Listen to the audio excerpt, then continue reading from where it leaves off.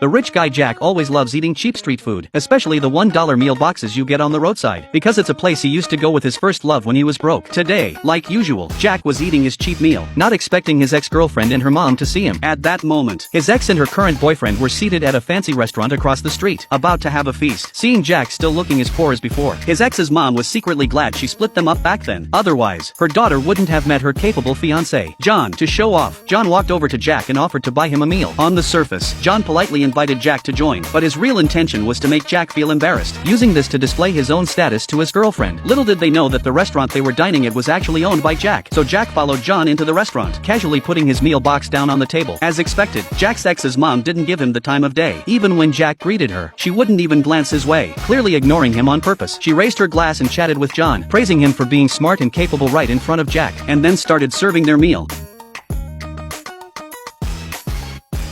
Then, she began mocking Jack, saying that 6 years had gone by, and he was still a nobody, completely unworthy of her daughter. But little did she know that Jack was no longer that poor kid who couldn't afford a meal. Now, he's the CEO of a publicly listed company, and the very five-star restaurant they were dining at was one of his assets. Faced with his ex's mom's taunts and insults, Jack finally reached his limit. He decided it was time to reveal his true status and put this snobbish woman in her place. Jack's next words left this vicious woman completely stunned.